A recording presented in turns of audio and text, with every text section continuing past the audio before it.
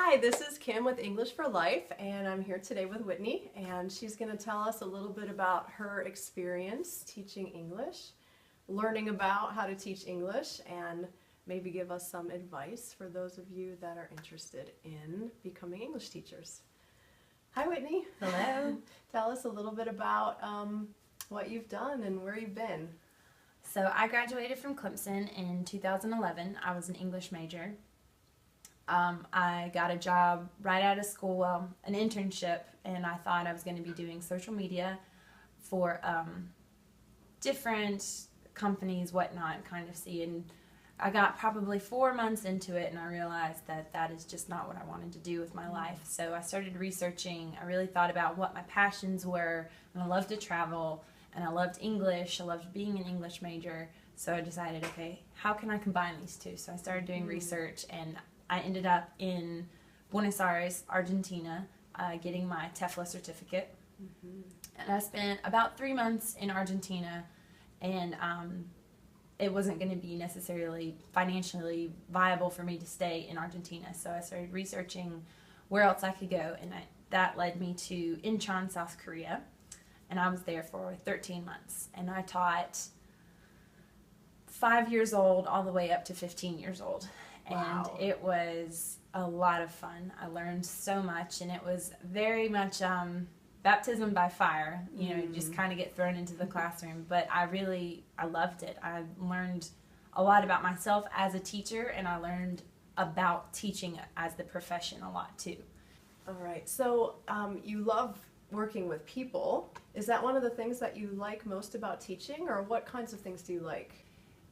Teaching English as a second language or as a foreign language specifically gives you the opportunity to experience someone else's culture, and and you're sharing your culture and your knowledge, and they are, you know, it's just very it's very much a cycle to be able to do that. And I love not only teaching people but learning from them, and I think that's an important part of teaching is, you know, we come from this culture almost internationally where this teacher is the holder of knowledge, and it's a very passive role, and you're just giving knowledge, where I think now being in TESOL, it's very different, where you can, instead of just being the person with all of the knowledge and all of the power, it's coming back, you know, there's a role of being the teacher student and the student teacher, and it works both ways like that. So that's what I really love about teaching, is that I'm also learning all the time.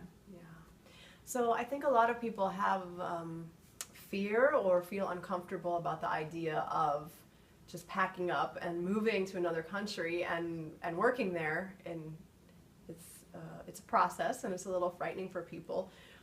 What kinds of things what kind of advice would you give to someone who's thinking that they might be interested in doing something like this, but they're just not 100% sure? What advice would you give them? When you pick up and you move, I mean, it's scary. It always is. And it doesn't matter if I'm going somewhere for 2 weeks or if I'm going somewhere for 13 months. I mean, when you move or when you go somewhere, there's always potential for anything to happen. But I think one of the greatest things now is that we live in such a digitally connected world that you can research everything. And you can also over-research. So, I mean, you can scare yourself, and you can read horror stories. What I did in preparation for Korea is I researched the culture, and I researched where I was living. And a lot of times now there's so many EFL, ESL, TESOL blogs out there that people have some really terrible experiences.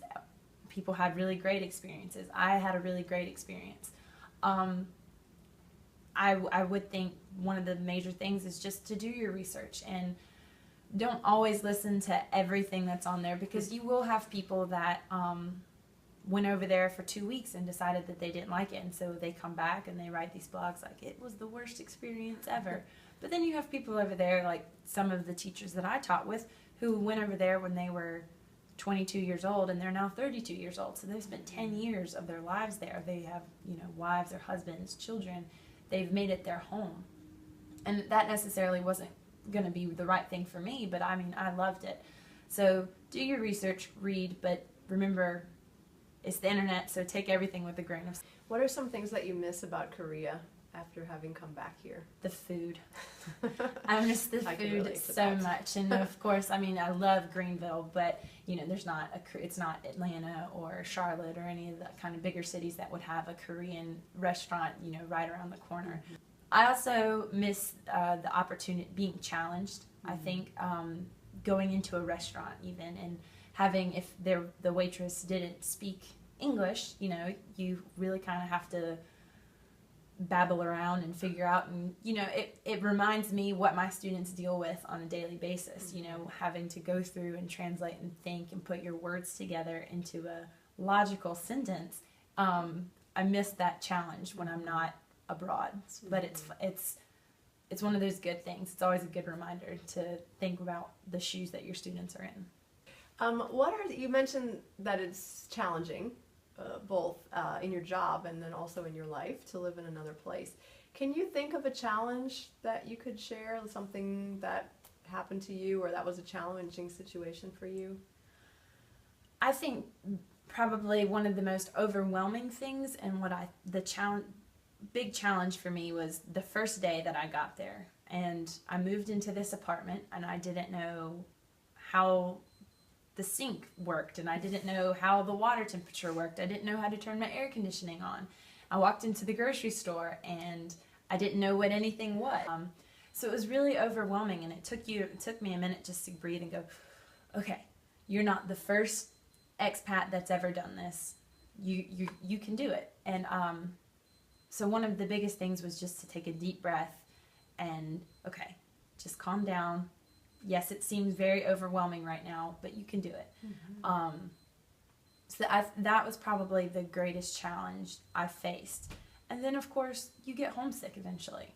You know, 6 months into it was around Christmas time for me.